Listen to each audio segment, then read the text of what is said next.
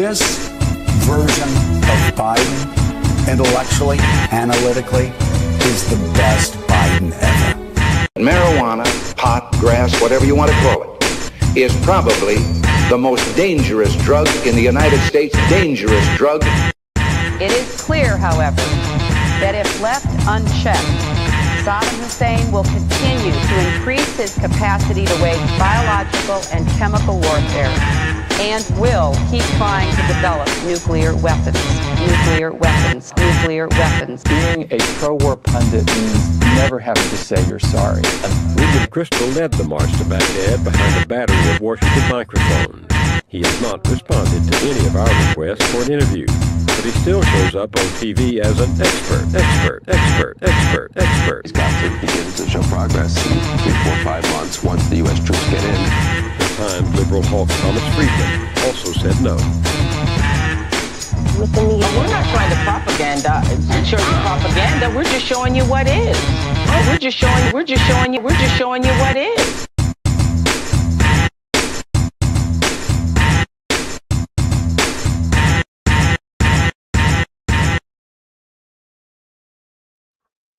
Greetings, citizens of the internet. Hope you are well out there in internet land. It's been an interesting few weeks on the political front, and today is no different.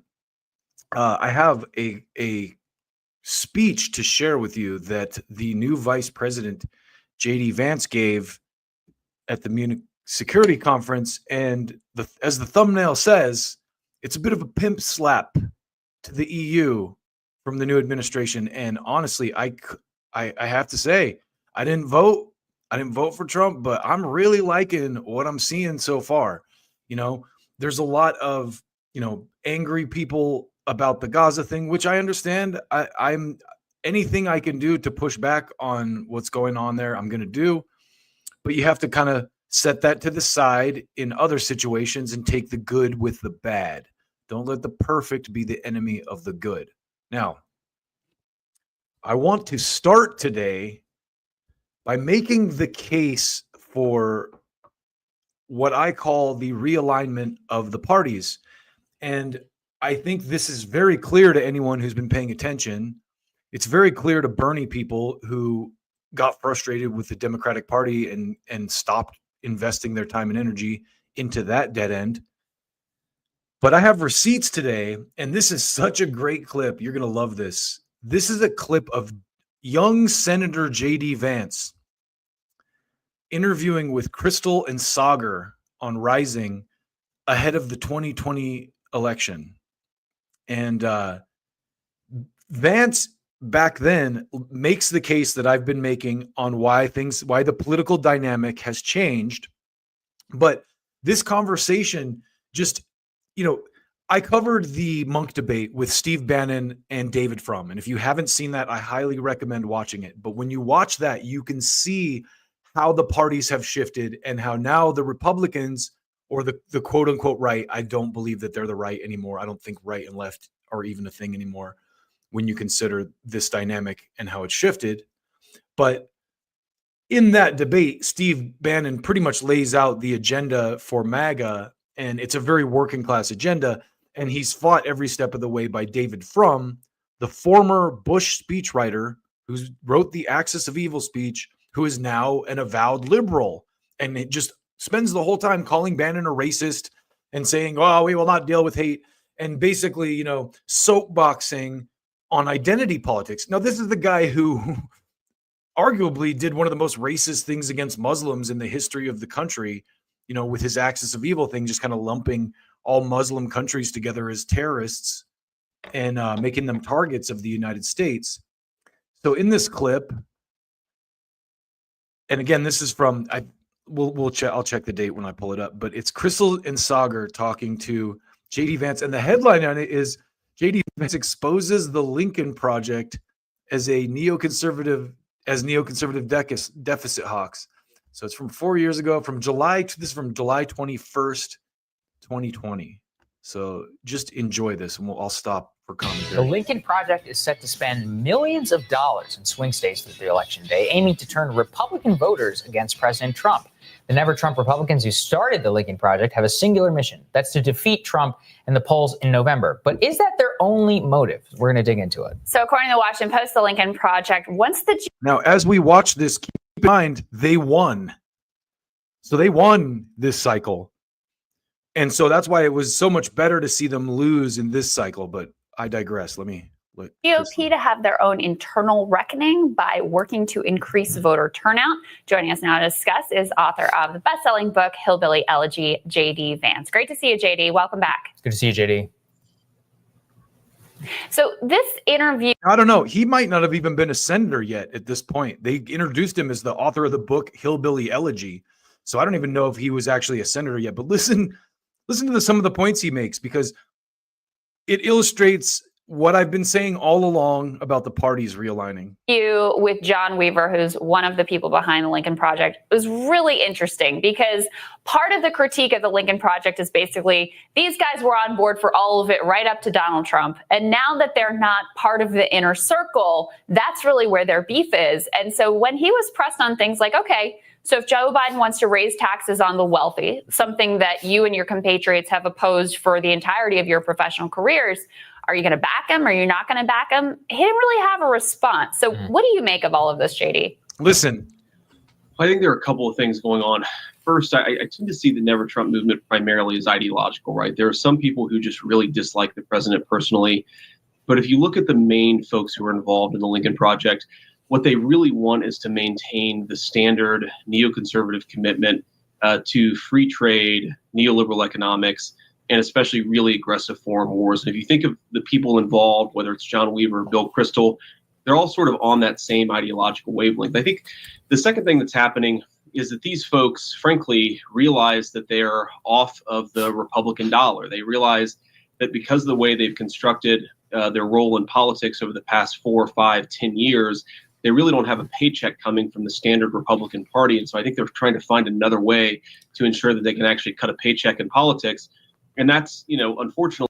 And that is why you saw Dick Cheney and John Bolton and Mitt Romney and all these Never Trump Republicans endorse the Democrats, because that's their meal ticket now. And these people, the worst hawks, the worst CUNTs, left the GOP and went to the Democratic side. Again, this is 4 years ago, before the 2020 election, July 21st. 2020. That's how a lot of political operatives work. But I think it's why, if you actually talk to these folks, it's not really clear what they really want to accomplish. Yeah, I think you're absolutely right about that, JD. It's been very successful, too, by the way. Very successful. They're making quite a bit of money from it. In a way, though, they've been very successful at grifting liberals' money away from them as Never Trumpers.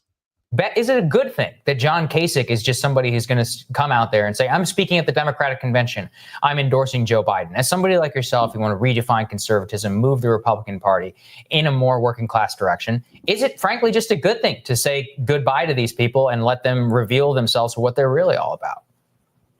Yeah, I think that's right. If you look at the people that the Republican Party is effectively discarding through this entire realignment process that we've seen under Trump, it's primarily people that we probably don't want to have in the party anyway. If you think of John Kasich, so my former governor here in Ohio, his real ideological commitments, such that they exist, were to free trade and to deficit reduction. I think two issues that obviously are just not animating the Republican Party these days. If you think of folks like John Weaver, like Bill Kristol, their commitments are fundamentally at odds. The deficit reduction thing is kind of what they're doing right now with Doge.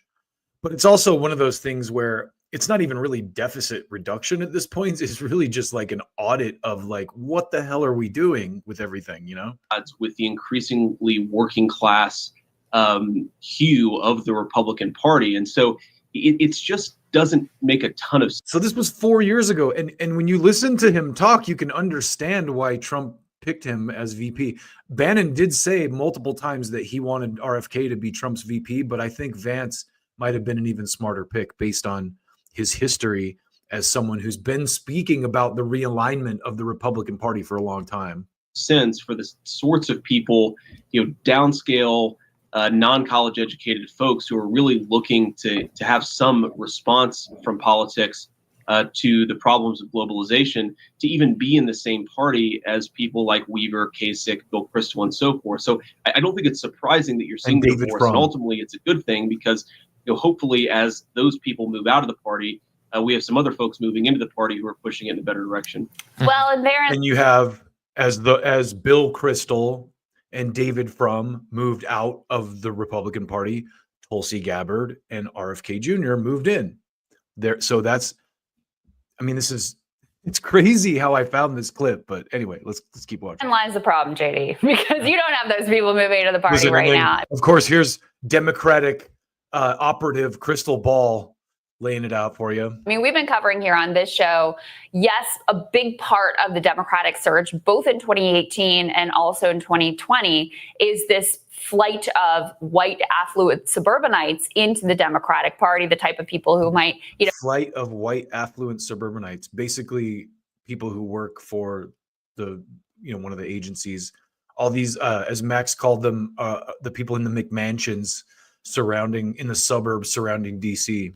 Be won over by the Lincoln Project or by John Kasich. But at the same time, there's actually a pretty significant shift of non-college educated white voters and rural voters away from President Trump as well. I covered here a poll. The Democrats pretty much ruined that. Now, keep in mind, Biden did win this election, supposedly. I mean, by all verifiable truths, he did win the election, so far as we know right now. So there is that. I mean, at this time, I think too, they hadn't really built these coalitions yet. And I think one of the smart things that the Trump campaign did was they went, okay, we've got this carcass of the Republican Party, kind of like what's left, the skeleton of it, like what's left is these, devout Republicans and probably like religious people, which I think Trump makes an effort to pander to pretty hard, but he's never been one of those people. He may be a little bit more religious now that he's had some bullets shot at him. I don't doubt his authenticity on that.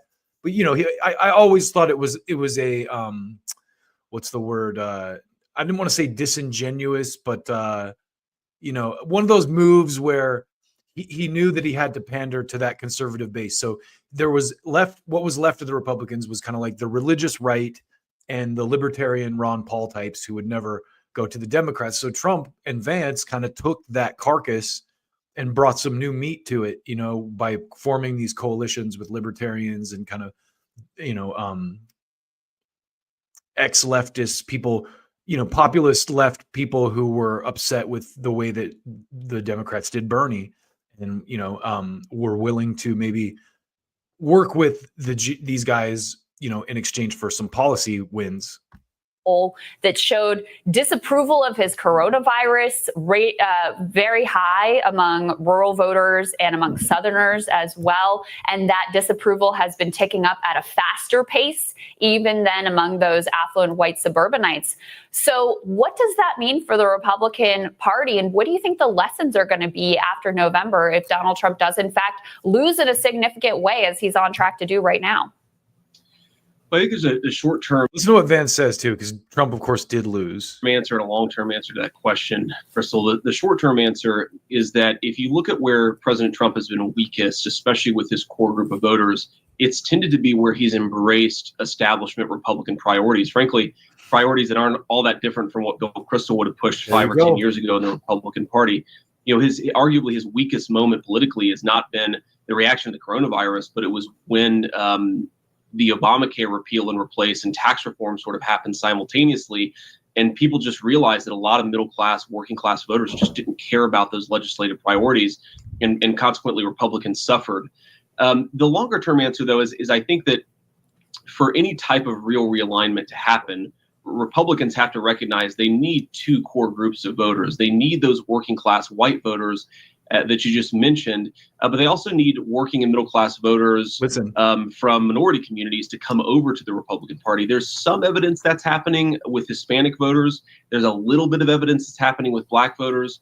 But the way I tend to frame this is actually very similar to the way that I think the British Conservative Party has thought about these things for the past 15 or 20 years, where every time they lost one voter in the London suburbs and the London exurbs, they gained 1.5 or 2 voters in some of the classically labor areas of the country. Republicans have to make that trade. And frankly, if they only make one side of that trade where they lose voters but don't gain any, then they're going to be in a real tough spot for the next few years. What's funny is the Democrats made that trade for them.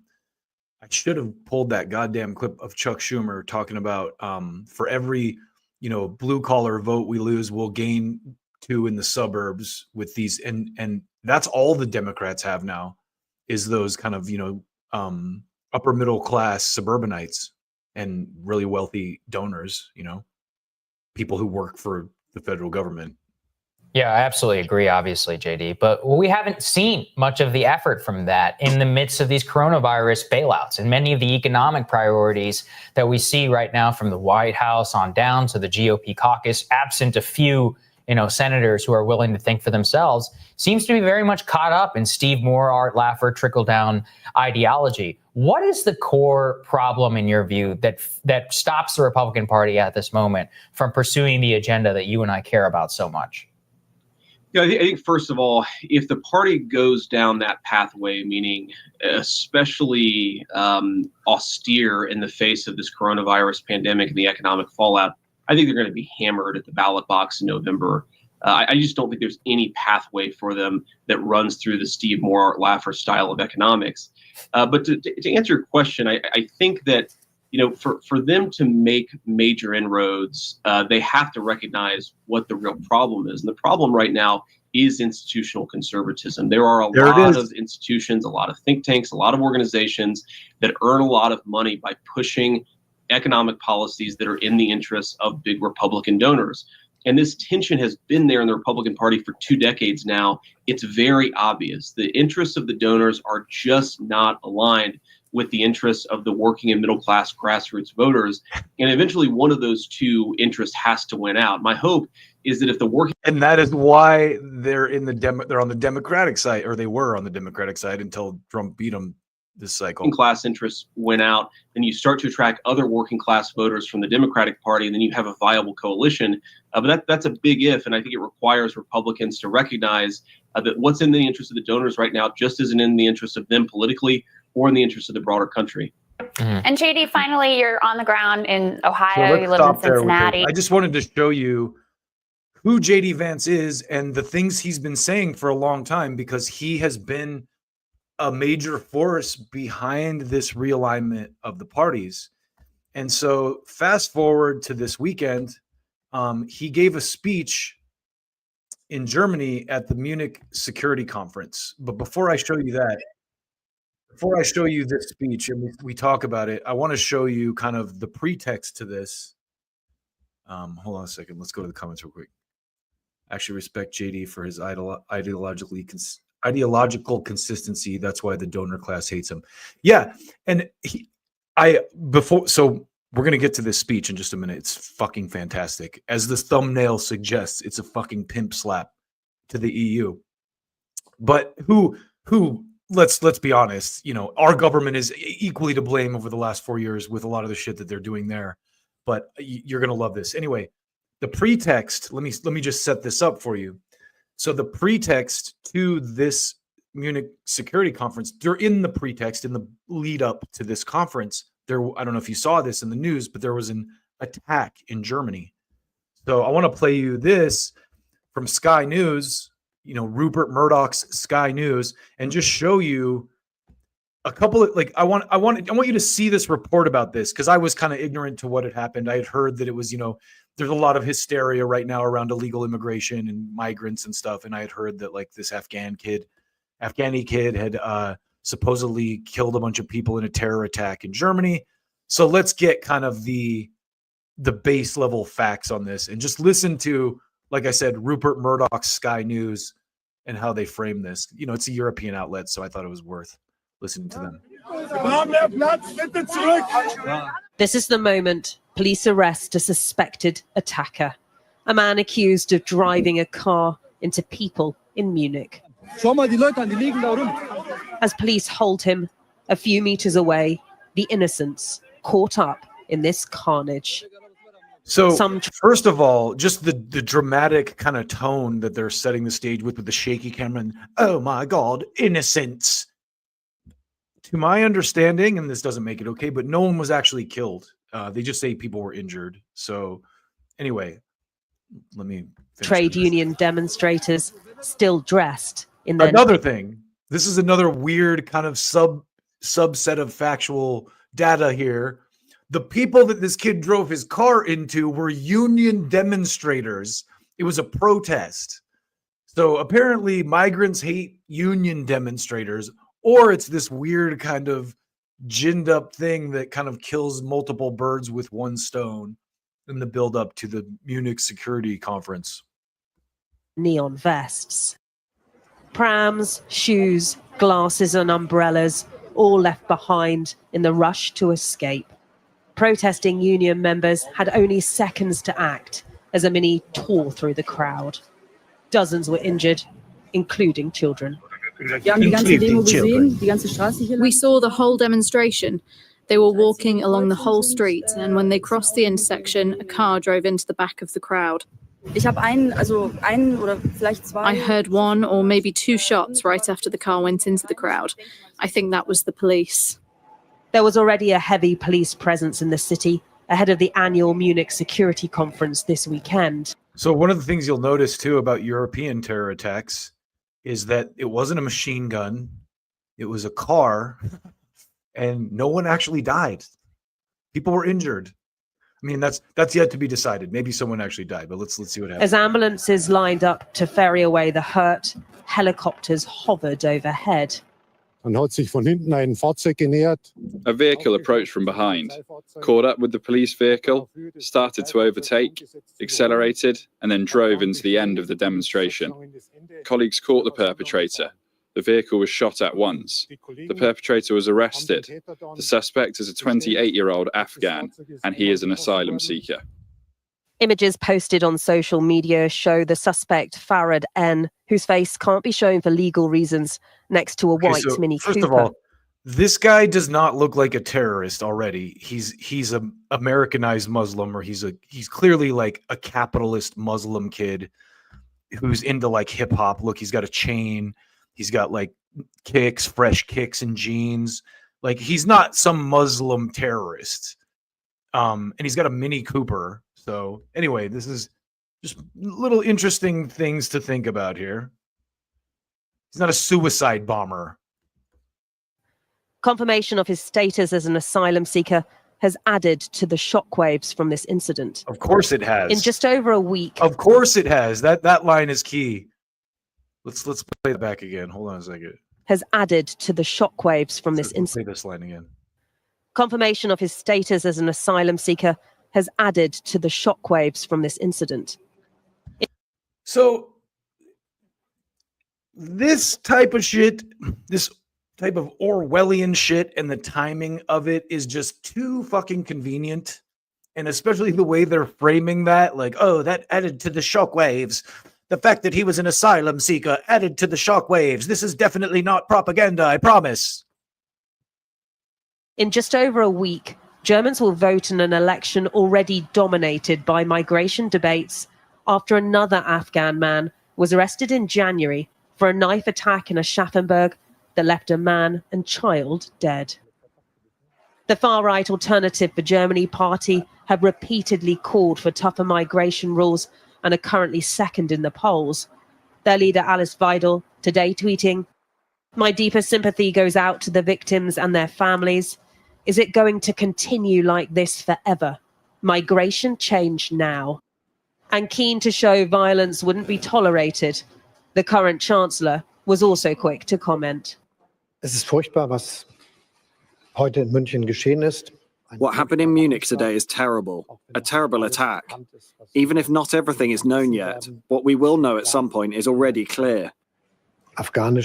So let's stop there, because I wanted to show you that just to set this up before we jump into this speech, to give you some context as to what this man is bringing to the table here. But very suspicious, don't you think? I mean, knowing what we know, especially now about the USAID thing and the timing of these attacks and everything, it just seems a little suspect, you know, and especially, you know, the speech thing, the push to ban speech here in the United States has been pretty fierce. And there's been a lot of fake ops around that. To give you an example, the Patriot Front guys that wear masks and sunglasses, and for some reason, no reporter ever bothers to go up to one of them and ask what their name is or like research who these people actually are in real life, because they're probably feds. So like this kind of shit just seems, it's much easier for them to get away with this kind of Orwellian bullshit in Europe, because they don't have as vibrant of an independent media or the type of, Americanized attitude of like, fuck all of you that we have. The very fabric of our country is like, fuck what you think. You know what I mean? And I noticed, especially during COVID, and no offense to Europe, because, obviously we come from there, but I feel like a lot of my European friends were a lot more kind of like subservient and submissive to the kind of, authoritarian bent of a lot of the COVID stuff that was going on. Right. So reason I show you all this is I think that the speech that JD Vance gave at the Munich Security Conference was goddamn heroic and just balls to the walls, fucking exactly the kind of thing that I want to see the leaders of my country doing. And so let's watch some of this, maybe all of it, and just talk about it. It's not super long, but it's very good. And as you saw in the build up to this is who JD Vance really is authentically. Like, he's been this guy all along, and it's really fucking fantastic to see him sitting in the position that he's sitting right now. So Mr. JD Vance, who was here last year as senator, and we are very happy that he has come back to Munich, and we are very much looking forward to his speech. Please welcome Vice President JD Vance.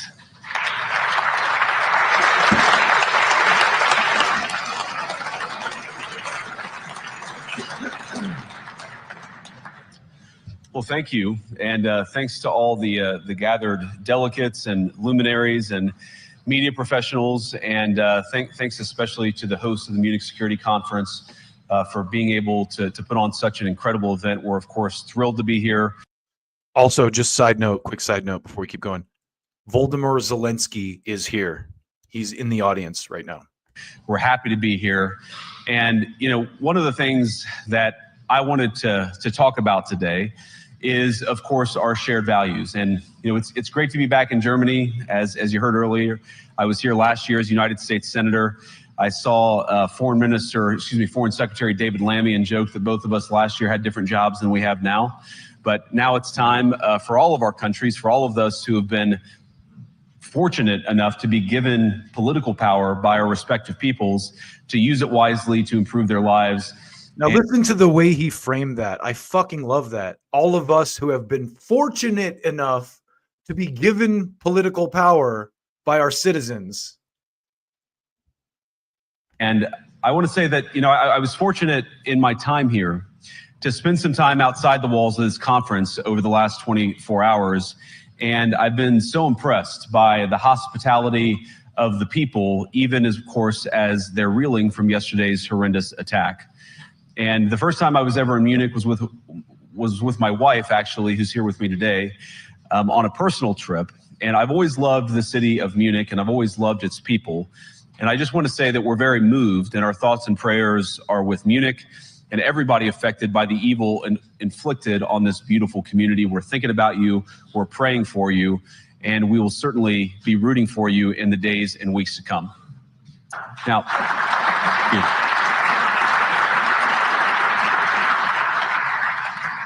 I hope that's not the last bit of applause that I get, but spoiler alert, it is. Oh my God, this is so good. Let's keep watching. We gather at this conference, of course, to discuss security, and normally we mean threats to our external security. I see many great military leaders gathered here today. But while the Trump administration is very concerned with European security and believes that we can come to a reasonable settlement between Russia and Ukraine, and we also believe that it's important in the coming years for Europe to step up in a big way to provide for its own defense, the threat that I worry the most about vis-a-vis Europe is not Russia, it's not China, it's not any other external actor. And what I worry about is the threat from within, the retreat of Europe from some of its most fundamental values, values shared with the United States of America.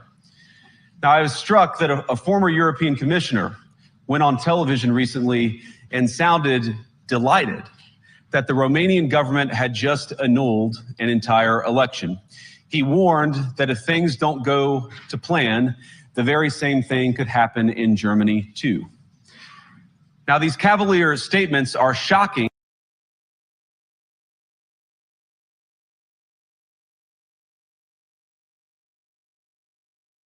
Just to pause for a second. Sorry, my mic was muted.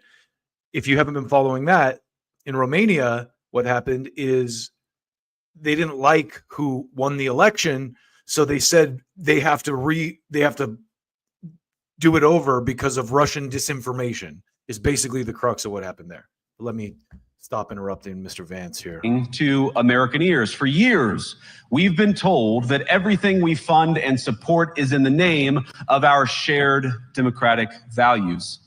Everything from our Ukraine policy to digital censorship is billed as a defense of democracy. But when we see European courts canceling elections and senior officials threatening to cancel others, we ought to ask whether we're holding ourselves to an appropriately high standard. And I say ourselves because I fundamentally believe that we are on the same team. We must do more than talk about democratic values, we must live them. In the EU right now, they're like, don't tase me, bro. Don't tase me. I didn't do anything. Ow! Ow! JD's torching them.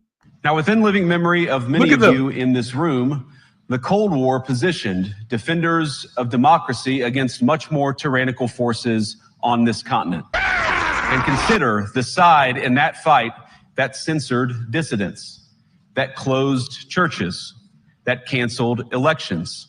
Were they the good guys? Certainly not. And thank God they lost the Cold War. They lost because they neither valued nor respected all of the extraordinary blessings of liberty. The freedom to surprise, to make mistakes, to invent, to build. As it turns out, you can't mandate innovation or creativity, just as you can't force people what to think, what to feel, or what to believe. And we believe those things are certainly connected. And Hey, are there any balls down there? About the biggest pair you ever seen, Dingleberry. Fortunately, when I look at Europe today, it's sometimes not so clear what happened to some of the Cold War's winners. I look to Brussels, where EU commissars warn citizens that they intend to shut down social media during times of civil unrest the moment they spot what they've judged to be, quote, hateful content. Or to this very country, where police have carried out raids against citizens suspected of posting anti-feminist comments online as part of, quote, combating misogyny on the internet, a day of action. I look to Sweden, where 2 weeks ago the government convicted a Christian activist for participating in Koran burnings that resulted in his friend's murder. And as the judge in his case chillingly noted, Sweden's laws to supposedly protect free expression do not, in fact, grant, and I'm quoting, a free pass to do or say anything without risking offending the group that holds that belief. And perhaps most concerningly, I look to our very dear friends, the United Kingdom, where the backslide away from conscience rights is... It's funny, too, because that goes for Christians, too. No one gets made fun of more than Christians, you know? And rightfully so. I mean, you want to talk about Muslims being backwards and weird? Let's talk about priests raping little kids, okay? Like Christianity, you have no moral high ground. I'm sorry. Place the basic liberties of religious Britons in particular in the crosshairs. A little over 2 years ago, the British government charged Adam Smith Connor, a 51-year-old physiotherapist and an Army veteran, with the heinous crime of standing 50 meters from an abortion clinic and silently praying for 3 minutes. Not obstructing anyone, not interact. Is that really real? That sounds a little bit ridiculous. If that's real, that's insane. He was probably doing more than that, but if he was actually protesting an abortion clinic, he's kind of a stupid fuck anyway. But acting with anyone, just silently praying on his own. And after British law enforcement spotted him and demanded to know what he was praying for, Adam replied simply, it was on behalf of the unborn son he and his former girlfriend had aborted years before. Now, the officers were not moved. Adam was found guilty of breaking the government's new buffer zones law. Okay, so that's a lot more cute than I thought it was. He was praying for a kid he aborted, and then he was arrested for that. Which criminalizes silent prayer and other actions that could influence a person's decision within 200 meters of an abortion facility. He was sentenced to pay thousands of pounds in legal costs to the prosecution. Now, I wish I could say that this was a fluke, a one-off crazy example of a badly written law being enacted against a single person. But no, this last October, just a few months ago, the Scottish government began distributing letters to citizens whose houses lay within so-called safe access zones, warning them that even private prayer within their own homes may amount to breaking the law. Naturally, the government urged readers to report any fellow citizens suspected guilty of thought crime. In Britain and across Europe, free speech, I fear, is in retreat. And in the interest of comedy, my friends, but also in the interest of truth, I will admit that sometimes the loudest voices for censorship have come not from within Europe, but from within my own country, where the prior administration threatened and bullied social media companies to censor so-called misinformation. Misinformation like, for example, the idea that coronavirus had likely leaked from a laboratory in China. Our own government encouraged private companies to silence people who dared to utter what turned out to be an obvious truth. When asked for comment about this, Keith Olbermann had this to say. I'll confess that I have licked Joe Biden's dick all the way through since 1975. So I come here today not just with an observation, but with an offer. And just as the Biden administration seemed desperate to silence people for speaking their minds, so the Trump administration will do precisely the opposite, and I hope that we can work together on that. In Washington, there is a new sheriff in town. And under Donald Trump's leadership, we may disagree with your views, but we will fight to defend your right to offer it in the public square, agree or disagree. I love how they cut to the crowd because there's like three people. Now we're at the point, of course, that the situation has gotten so bad that this December, Romania straight up canceled the results of a presidential election. The only three people that were applauding in the audience were like his wife and the two emissaries from the U.S. Based on the flimsy suspicions of an intelligence agency and enormous pressure from its continental neighbors. Now, as I understand it, the argument was that Russian disinformation had infected the Romanian elections. Sorry, I'm getting crazy with this. But I'd ask my European friends to have some perspective. You can believe it's wrong for Russia to buy social media advertisements to influence your elections. We certainly do. You can condemn it on the world stage even.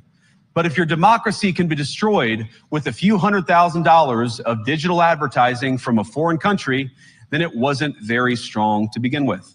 Yes. Yes. Now, the good news is that I happen to think your democracies are substantially less brittle than many people apparently fear. And I really do believe that allowing our citizens to speak their mind will make them stronger still.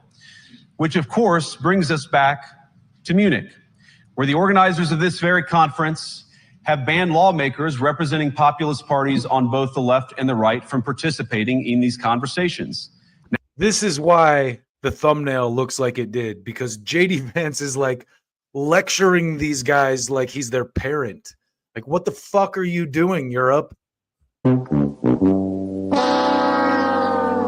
Banning populist movements from these conferences, anyway, I'll shut up. Now, again, we don't have to agree with everything or anything that people say, But when when political leaders represent an important constituency, it is incumbent upon us to at least participate in dialogue with them. Yeah, we here now. Now, to many of us on the other side of the Atlantic, it looks more and more like old entrenched interests hiding behind ugly Soviet-era words like misinformation and disinformation, who simply don't like the idea that somebody with an alternative viewpoint might express a different opinion or, God forbid, vote a different way, or even worse, win. ADL is played out. Nobody knows who the ADL are. Stop giving them attention. Nobody cares about the ADL. Prepared to talk about how exactly you intend to increase defense spending over the next few years in line with some new target. And that's great, because as President Trump has made abundantly clear, he believes that our European friends must play a bigger role in the future of this continent. We don't think, you hear this term, burden sharing, but we think it's an important part of being in a shared alliance together that the Europeans step up while America focuses on areas of the world that are in great danger. But let me also ask you, how will you even begin to think through the kinds of budgeting questions if we don't know what it is that we are defending in the first place? I've heard a lot already in my conversations, and I've had many, many great conversations with many people gathered here in this room. I've heard a lot about what you need to defend yourselves from, and of course that's important. But what has seemed a little bit less clear to me, and certainly I think to many of the citizens of Europe, is what exactly it is that you're defending yourselves for. What is the positive vision that animates this shared security compact that we all believe is so important? And I believe deeply that there is no security if you are afraid of the voices, the opinions, and the conscience that guide your very own people. Europe faces... Can we just... Thank you very much. So JD Vance, honestly, is a very intelligent dude. And I don't know if you've seen the photos of him. I was thinking about this today. There's photos of him when he's like this chubby little kid. And it's so relatable to someone like me, because I was a chubby little kid like that.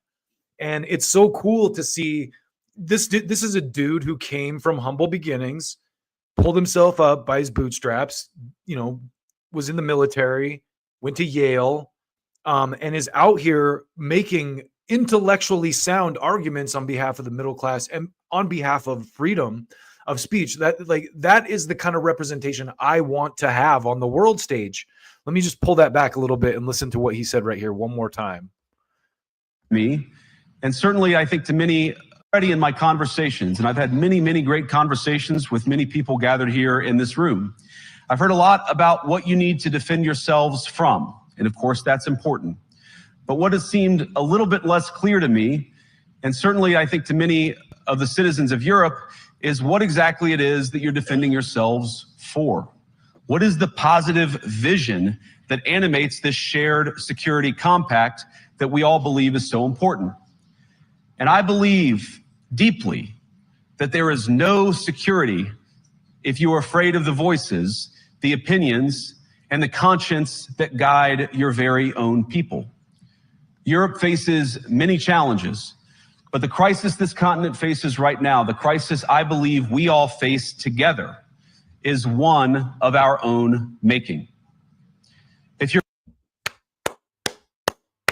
Again, it's a beautiful thing, because the point he's making is, if you're going to fucking censor people and not have freedom of speech and not have a free society, what the fuck are you protecting? What are you protecting? You're running in fear of your own voters. There is nothing America can do for you. Nor, for that matter, is there anything that you can do for the American people who elected me. Look at these fucking people's faces. They're like, what the fuck is this guy saying? Holy shit. This guy's lecturing us. This kid is lecturing us. Elected President Trump. You need democratic mandates to accomplish anything of value in the coming years. Have we learned nothing that thin mandates produce unstable results? But there is so much of value that can be accomplished with the kind of democratic mandate that I think will come from being more responsive to the voices of your citizens. Being more responsive to the voices of your citizens. What a revolutionary concept. If you're going to enjoy competitive economies, if you're going to enjoy affordable energy and secure supply chains, then you need mandates to govern, because you have the new conservatism, the JD Vances of the world understand that the neocons and the dick pigs and the neoliberals, the corporate like criminal dick pigs who have been running the country for the last 50 years or whatever since they assassinated JFK. It's not good for America on the world stage. Clearly, we're getting our lunch eaten by China and Russia on the world stage because of this like criminal virus that's infected our fucking system. And it's going to take a lot to remove all that, you know, but these are steps in the right direction. Now, again, I'm not naive enough to think, oh, yeah, everything's fine now, you know, and that's, I think a lot of people want to frame this. If you praise shit like this, or you look at stuff the Trump administration is doing as a lefty or as a typically progressive minded person and go, hey, that's fucking good. They're like, oh, fuck you, you MAGA dick sucker. No, that is the fucking downfall of leftist movements. This like stupid little fake ass club where, oh, if you don't see everything exactly the way I do, fuck you, you're an op. Anyway. Have to make difficult choices to enjoy all of these things. And of course, we know that very well in America. You cannot win a Democratic mandate by censoring your opponents or putting them in jail. Whether that's the leader of the opposition, a humble Christian praying in her own home, or a journalist trying to report the news. Nor can you win one by disregarding your basic electorate on questions like who gets to be a part of our shared society. And of all the pressing challenges that the nations represented here face, I believe there is nothing more urgent than mass migration. Today. So, okay, again, that whole thing with the like migrant Afghan guy or the Afghani asylum seeker, that's for that reason alone seems like such a staged event. And it's hard not to be cynical again of that kind of shit, especially when it's not in the United States, where there's a little bit more of a First Amendment type vibe of people going like, hey, you know, we looked into this and this guy has this tie and this tie, and he probably got money from this NGO and stuff, and like his lawyers are paid for by this shady organization. There's some weird shit going on there. I don't like that story on the surface. There's much more to that. And like I said, you can see from the pictures of the kid, even though they blur his face out, he's not some like terrorist kid in like Muslim garb and shit. He's Americanized. He's fucking westernized. He's got like jeans and a nice car and fucking fresh kicks and a chain. He's not a fucking like terrorist. Like, I'm going to give up my life for 72 virgins or whatever the fuck they propagandize us about. Almost 1 in 5 people living in this country moved here from abroad. That is, of course, an all-time high. It's a similar number, by the way, in the United States, also an all-time high. The number of immigrants who entered the EU from non-EU countries doubled between 2021 and 2022 alone. And of course, it's gotten much higher since. And we know the situation. So it's crazy to say too, and I've mentioned this before, but countries in Europe are way more hardcore than the United States is. I know people that are involved in real estate. They have, some of them have European citizenry, and they can't buy land there. You have to be like a first generation citizen to even buy fucking land in those countries. That's how much they protect their sovereignty, you know. And the United States, we're a country built by immigrants, but how old are we now? Like, we're getting to that point where, hey, okay, we're a solidified unit of a country. We do need to maybe update our psyche and our laws and stuff to better reflect the modern realities. You know, that's what the Constitution was designed for too. That's why it was designed to be amended. It didn't materialize in a vacuum. It's the result of a series of conscious decisions made by politicians all over the continent and others across the world. And so this is the thing. I used to think conservatives were a little bit nutty for saying this, and that this was a little bit of a conspiracy theory that people wanted illegal migration to happen. And, you know, like most of these things, the more I come around on it, the more I'm like, yeah, I mean, I don't think it's a thing as much for the reasons these guys say. Like a lot of people think it's, oh, so they can import Mexicans to vote for Democrats in the United States. Like a lot of people believe that. No, if they want to steal the fucking vote, there's machines they can hack. Like they don't need to import people for the vote. What it's for is cheap labor force. It's a labor force that undervalues your labor and fucking can be easily deported if they try to unionize or do anything to, create a source of foundational worker rights. So again, and this guy coming from a working class background, I guess he has a little bit more of a leg to stand on in making this argument than maybe a lot of people before him did. Over the span of a decade. We saw the horrors wrought by these decisions yesterday in this very city. And of course, I can't bring it up again. That makes me wonder, if the US didn't plan it or so, you know what I mean? Like it could be some USAID thing or some shit where they're like, oh, we need some kind of event just to remind people that we need to be harsh on migration. And again, I don't think that they shouldn't have strict laws or whatever, or, it should be like a legal process. And people should have to abide by it, just like anything, the question I would ask is, can I just go to Spain and fucking get a job? Can I just go to Germany and get a job and expect to stay there without being jailed or deported? Maybe. I don't know. Tell me if you've tried it. Again, without thinking about the terrible victims who had a beautiful winter day in Munich ruined. Our thoughts and prayers are with them and will remain with them. But why did this happen in the first place? It's a terrible story, but it's one we've heard way too many times in Europe and unfortunately too many times in the United States as well.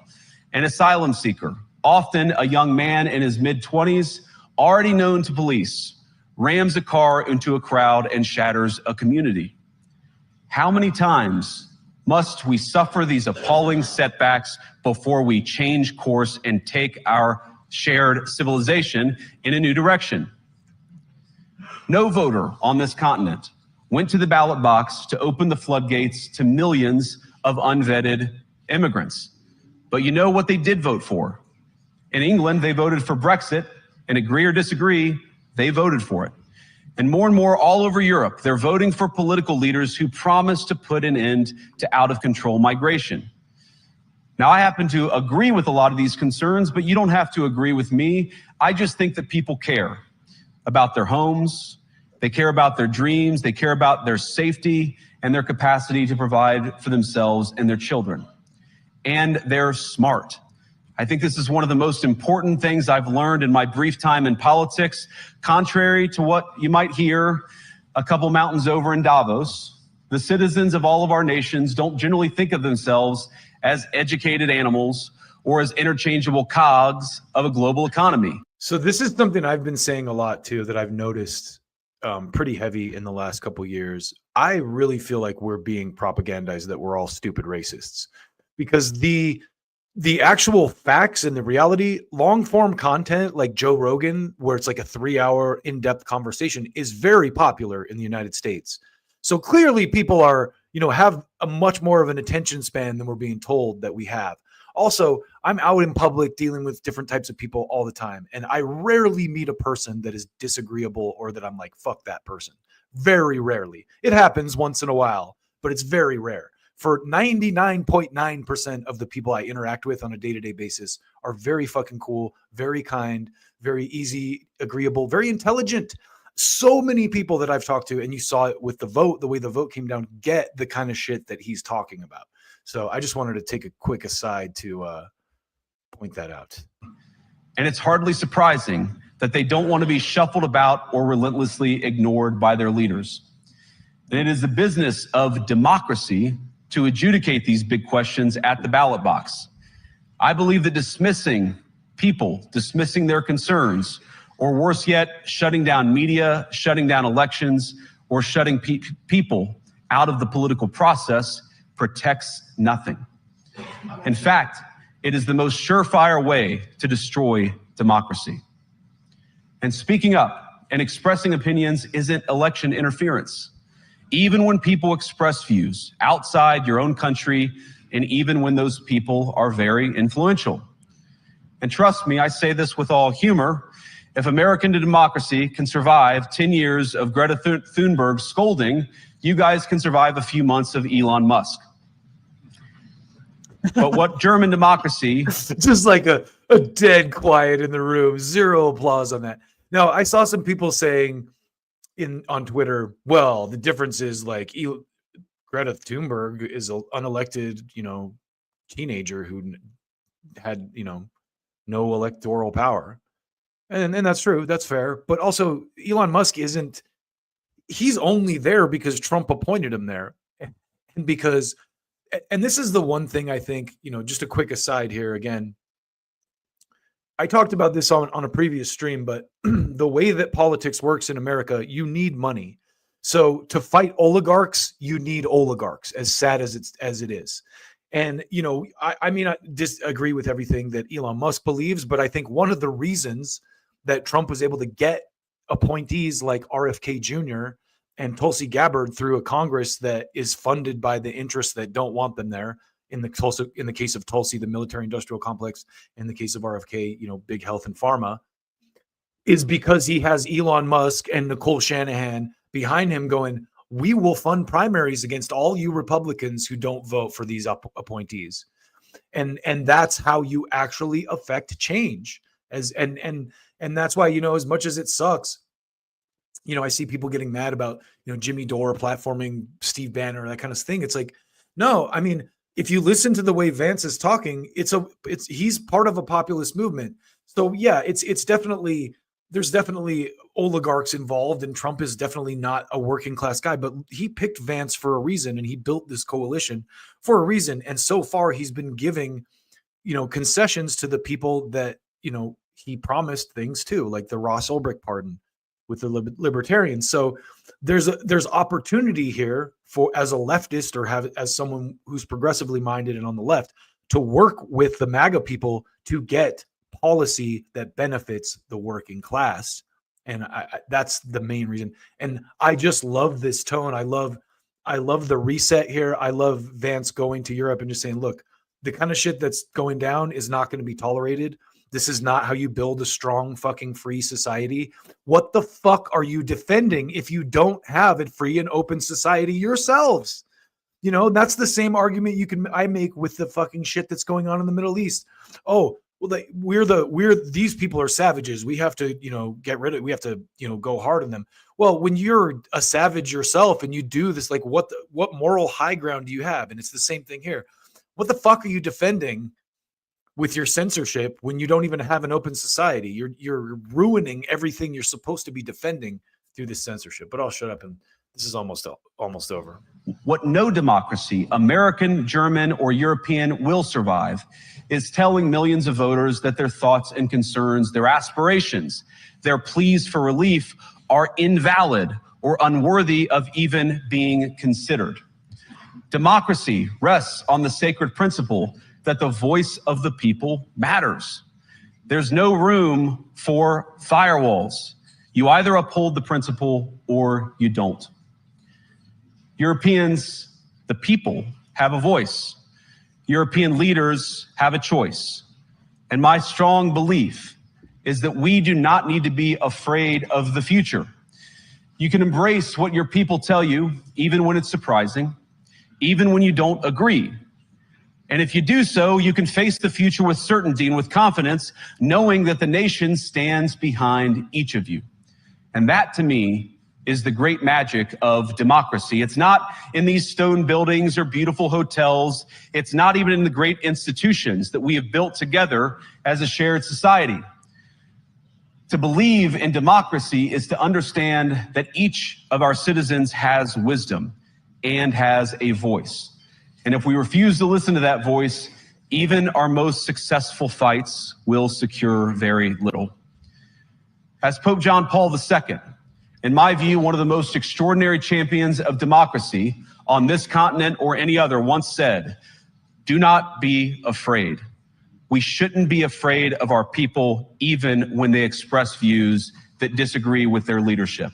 Thank you all. Good luck to all of you. God bless you.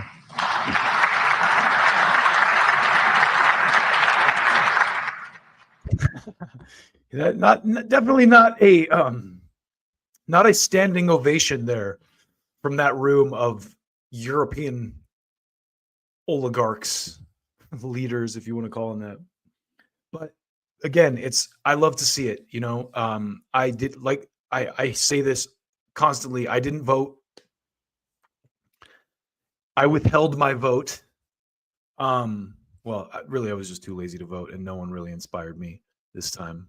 But I have said multiple times, I expected Trump and Vance to win, and I'm glad that they did. And this is a good example of why. This is the type of posture I want my country to have in the world, And the last 4 years are just wow. It's funny to argue with people about politics who took Joe Biden seriously. You know what I mean? Because I was one of the people who, from day one, I was like, I fucking hate this guy. I'm not swallowing this pill that the Democratic Party is trying to fucking throw my way. I did vote for Trump. I probably have said this in 2020. I lived in California and I voted for Trump out of spite because I was so mad that the Democrats push. And I knew that I fucking hated Howie Hawkins, the Green Party guy, because that was like my other option. And I was like, no, fuck Howie Hawkins. I'm not voting for Howie Hawkins. I'm voting for Trump out of spite. That's what I did in 2020. And I look back on that decision with great pride. I'm very proud of that decision. It was the right decision, even though he lost. But this cycle, I just didn't vote. And I was actually, I didn't vote. And my take going into the 2024 election was, man, I really hope the people come through for me on this one, because there is a clear choice between a continued commitment to dumb fuckery and just the absolute dumbest virtue signaling fake ass politics as we do the worst things in the world, this papered over nonsense, or a real upset and disruption and a change, whether you like everything about it or not. And the American people, like I said, are way smarter than they get credit for, and they came through for me. So anyway, let me see what the comments are saying here. This new conservatism is not perfect at all, but it is more left-wing than the current DSE. 1,000%, man. I could not agree more, Huey. And this is what I said. I've been talking about Jimmy Dore because he got shit for platforming Steve Bannon. It's like, man, watching this stuff, the Trump people are doing things I didn't even know I wanted them to do, like take away John Bolton's security clearance. Oh my God. The USAID thing on its own, just opening that up. I tweeted the other day, man, I hope Elon is listening, but I'm sure he's not listening to my show, but I hope this gets to him. The tweet that I made, I was like, yo, Elon, there should be a Doge files. Get Matt Taibbi, Whitney Webb, Max Blumenthal, Aaron Mate, McLeod. What's that guy's name from Mint Press? All these great reporters, and sick them on the Doge shit, on the Doge files. I want to see a Matt Taibbi report breakdown on who is getting USAID funds, because it's a safe bet if you've watched people like Crystal and Kyle and Jon Stewart. I just saw recently Jon Stewart did interviews with Jen Psaki and Hakeem Jeffries. And if you saw my piece on the AOC Jon Stewart interview, I said this at the time. They saw how influential, Joe Rogan and Theo Vaughn were in the build up to this last election. So they're trying to construct a similar liberal version of that. What they don't understand is that Joe Rogan and Theo Vaughn are the liberal version of that. And I have a lot of respect for Jon Stewart, but it's very clear that they're trying to make him the voice of liberal left podcasting now, and put these people like AOC and shit over. And it's just funny to watch because because John does ask some legitimately good questions, but they always dance around them. Like I showed you with the AOC one, they disingenuously pulled this clip of AOC talking about what a fascist threat that the Trump administration is and stuff. And right before that, the question Jon Stewart asks her, which she completely kind of dodges with these stupid talking points, is he says, hey, it's kind of weird how the Democrats were like, oh, this guy's a fascist threat to democracy. But then once he won, they all went and sat down and allowed him in. And she kind of acts like, oh, it's just because they have a commitment to decorum or whatever. No, it's because none of that shit was true. They didn't actually believe that. It's just the shit that they say trying to win, and that was the point John was making. But the way that they even edited that clip was so fucking, it protected AOC. If you watch the long form version of it, she kind of looks stupid because she completely pivots to this. Well, he's a fascist. After Jon Stewart's like, yo, you guys all said he was a fascist. And then everyone's kind of like, oh, I guess he won. Like, let's. Anyway, the JD Vance speech was top tier. And I wanted to make sure you saw that. And I'm trying to keep these things closer to an hour instead of doing like these long form, like 3-hour ones. I want to just jump on every day and maybe just talk about one or two little subjects that are going on. And so I think you're going to see a lot more of that from me. Thank you for jumping on, and thank you for watching. Like, subscribe, all that good shit. I'm not going to beg for it, but I figure if I'm doing a good job, you're gonna participate in that ritual. So yeah. Anyway, thanks again. I'm going to get out of here, and we'll see you next time. Take good care of yourself out there.